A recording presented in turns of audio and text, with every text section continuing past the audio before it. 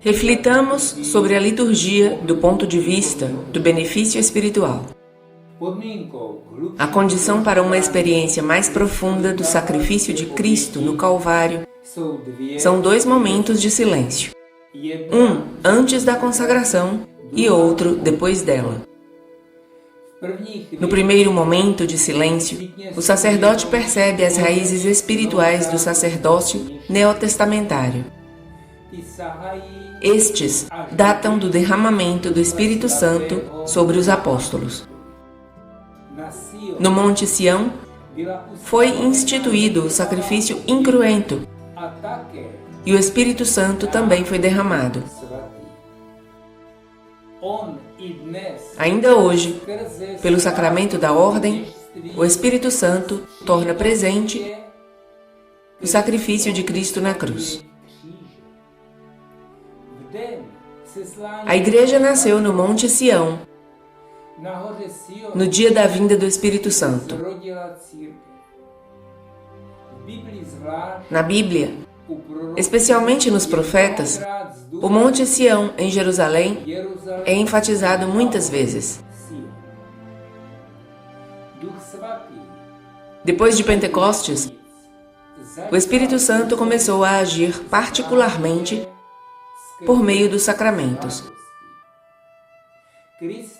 Cristo, como o Filho de Deus, que assumiu nossa natureza, pagou por nossos pecados com seu sangue e sua morte. Depois de sua ressurreição e glorificação, o Espírito Santo desceu sobre os apóstolos. No Santo Batismo, ele nos dá a vida divina. Jesus disse: é necessário renascer da água e do Espírito, conforme João 3:5. De onde o sol nasce até onde se põe, o Espírito Santo torna presente na liturgia a pura oferta de Cristo. Malaquias 1:11. Na Epiclésia Oriental, o sacerdote pede que o Espírito Santo seja enviado não só sobre os dons, mas também sobre nós, ou seja, sobre o sacerdote e o povo.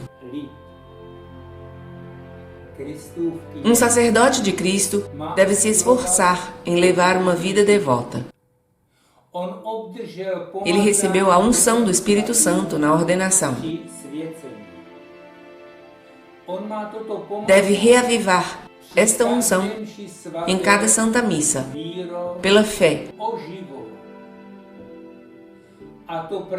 justamente pedindo que o Espírito Santo seja enviado novamente.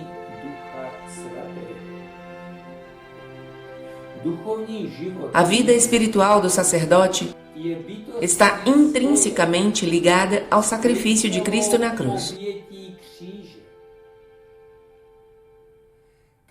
O sacerdote deve transformar-se em Cristo para poder exclamar com o apóstolo: já não vivo, é Cristo que vive em mim. Gálatas 2:20.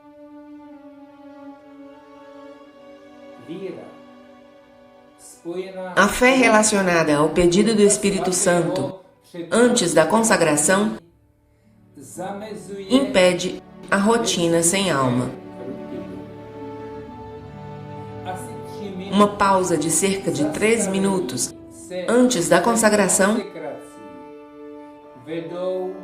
leva a uma concentração mais profunda antes da culminação do mistério eucarístico. Também, após a consagração, uma adoração de 3 a 5 minutos prepara o sacerdote para ser transformado em Cristo. Isto implica 1. a experiência interior do testamento da cruz. 2. O ato de contrição perfeita. E, sobretudo, 3. A união com a morte de Cristo.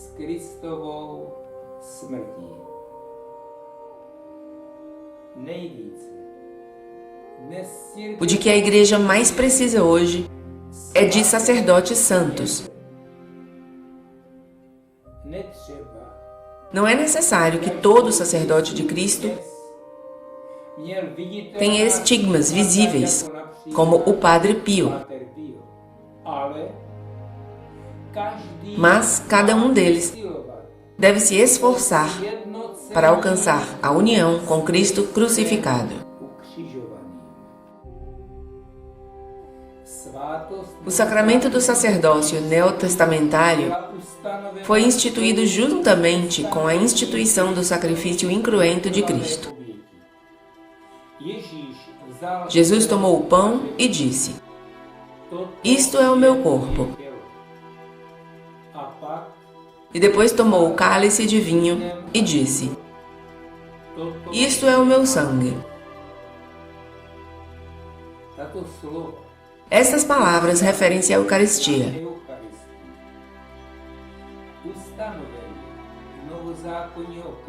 A ordem final de Cristo se aplica à instituição do sacerdócio do Novo Testamento. Fazei isso.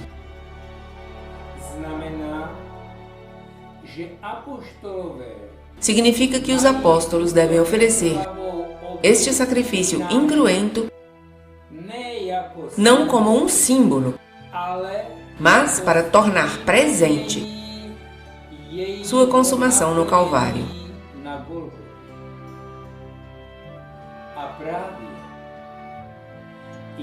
A unidade entre sua instituição no Monte Sião, seu cumprimento no Calvário e sua realização em um tempo e lugar específicos é alcançada através da ação do Espírito Santo.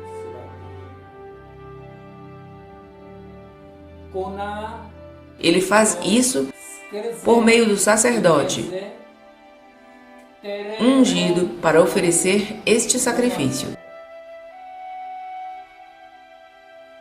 O que significam as seguintes palavras? Em memória de mim. Seu significado é: fazei isso como meu legado imutável, que deixo para vocês antes da minha morte. Este é o verdadeiro significado das palavras "em memória de mim". A declaração de Cristo em Sião: "Recebei o Espírito Santo", João 20, 22, aplica-se também à instituição do sacerdócio. Ambos os sacramentos, tanto o da Eucaristia quanto o do sacerdócio, foram instituídos no Monte Sião e também ali consumados com a vinda do Espírito Santo.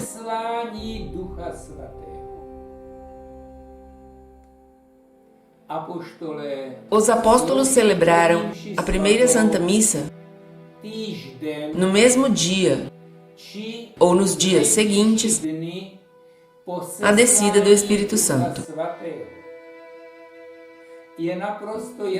É muito óbvio que esta liturgia não se parecia com a de hoje.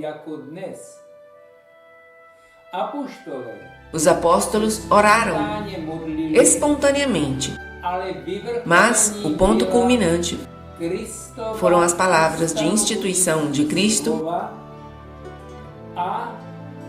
e uma fervorosa invocação do Espírito Santo. Com o tempo, várias formas de liturgia surgiram, tanto no Oriente como no Ocidente. Este foi especialmente o caso entre os séculos I e III, na época da sangrenta perseguição aos cristãos. No século IV, a ordem da liturgia no Oriente foi revisada por São Basílio Magno e São João Crisóstomo. No Ocidente, a liturgia foi revisada pelo Papa Dámaso. Mesmo depois disso, houve outras, além dessas duas liturgias, como a liturgia de São Tiago, ou, mais tarde, a liturgia gaulesa, a liturgia ambrosiana. Todas as liturgias, exceto as orações e os cânticos, tinham a mesma essência, a saber, as palavras de Cristo e a epiclese. O Papa Dámaso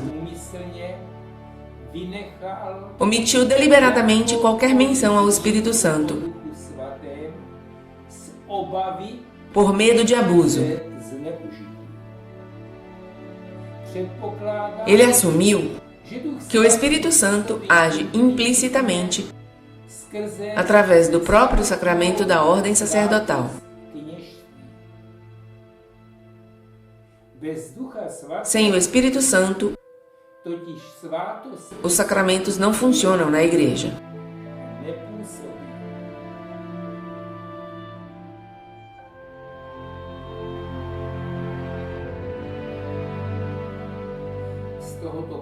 A partir dessa perspectiva da história, examinemos também a situação atual. A Igreja Oriental celebra principalmente a liturgia de São João Crisóstomo. A Igreja Ocidental tem celebrado desde 1967 a missa do Papa Paulo VI, o chamado Novus Ordo. O que eu diria, pessoalmente, sobre a questão da liturgia? Há 50 anos, eu celebro a liturgia diariamente.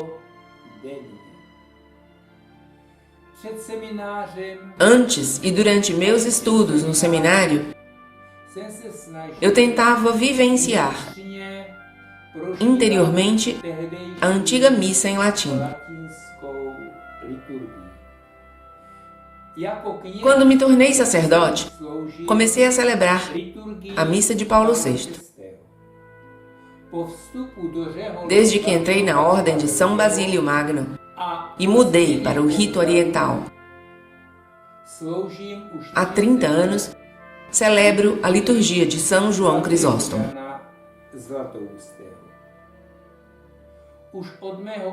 Desde minha conversão, aos 15 anos, concentrei minha atenção na essência. A liturgia foi para mim a fonte de fortaleza na luta contra o pecado, na luta para manter meu coração e minha mente puros, para salvar minha alma imortal.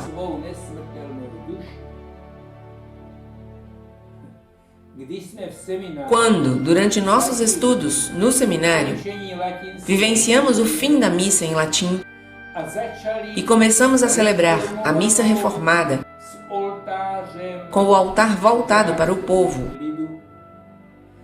e com o abandono do latim,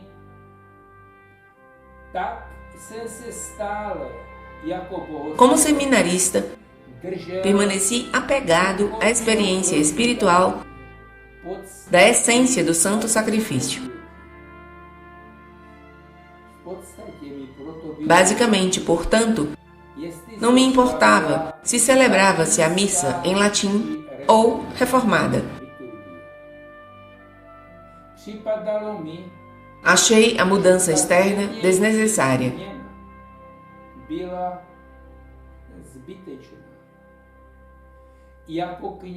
Como sacerdote, continuei a vivenciar a Santa Missa pessoal e internamente.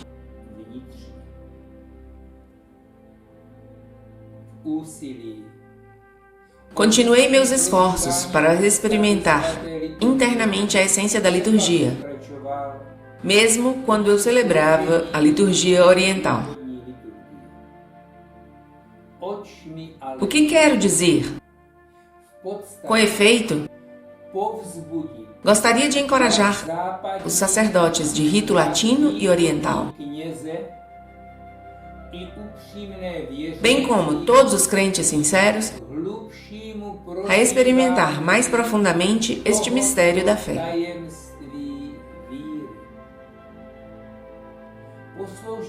O mencionado momento de silêncio, antes e depois da culminância da liturgia,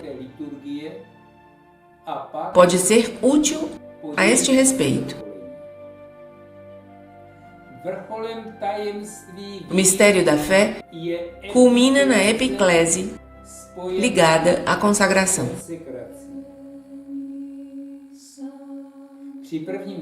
Durante a primeira pausa, ou o primeiro momento de silêncio, convém que o sacerdote e o povo se ajoelhem e que o coro, se houver, cante uma antífona.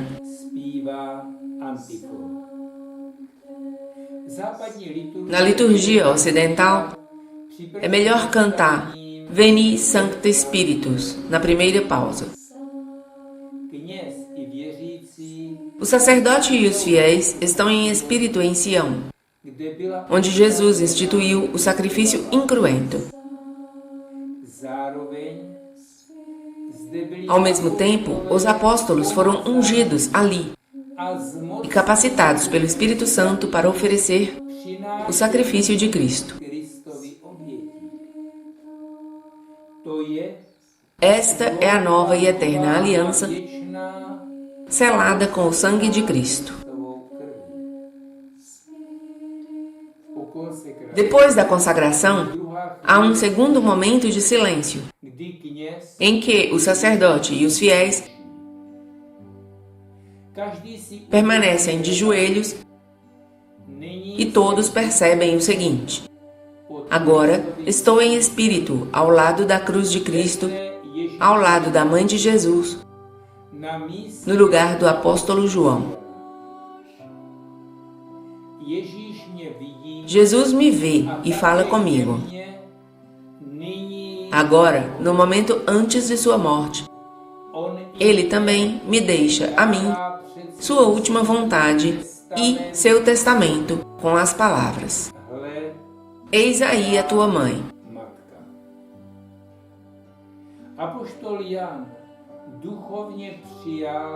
O apóstolo João acolheu espiritualmente a mãe de Jesus no íntimo de seu ser. Em grego, eis ta idia.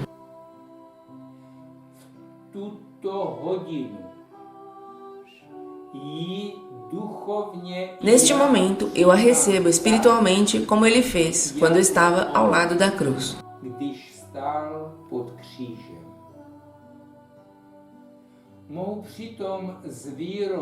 Posso pronunciar lentamente o nome divino de Jesus com fé. Yeshua, em aramaico. Depois disso, faço um ato de contrição perfeita. Meus olhos espirituais estão fixos nas 5 chagas de Cristo. Olhando cada uma das chagas, posso dizer lentamente em minha mente: Jesus, Jesus, Jesus, tem piedade de mim, pecador.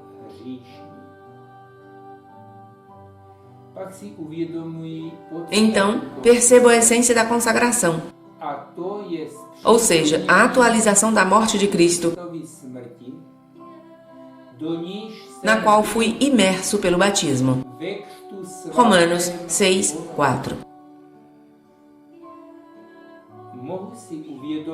Posso pensar nas palavras de Jesus quando exclamou: Eloi, Eloi, lema sabachthani. Expressam a luta espiritual mais difícil de Jesus. Ele tomou sobre si mesmo a raiz de todo o mal que há no homem. Ele também tomou sobre si todos os pecados e os crimes da humanidade. Ele experimentou a maior dor, escuridão espiritual, separação do Pai.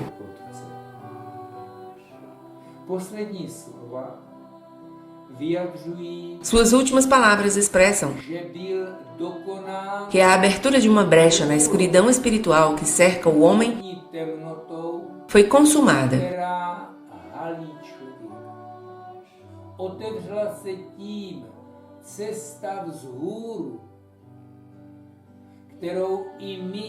Isso abriu o caminho para que entregássemos nosso espírito nas mãos do Pai, junto com o Espírito de Jesus.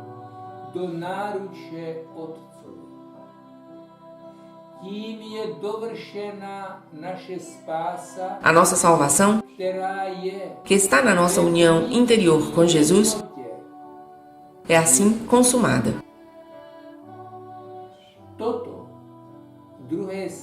O sacerdote termina este segundo momento de silêncio cantando: Este é o mistério da fé. E o povo responde: Anunciamos tua morte.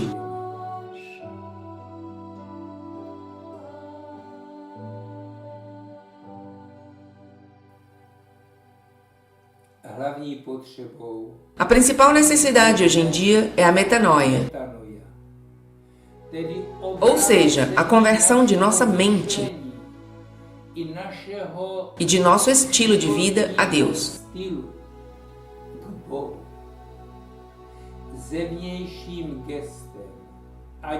Que se manifeste também com um gesto externo, ou seja, que durante a missa o sacerdote voltará seu rosto de novo para Deus, que está presente no tabernáculo, e não mais dará as costas para ele.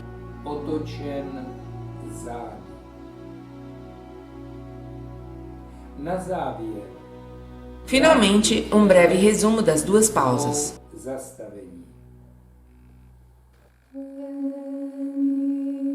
So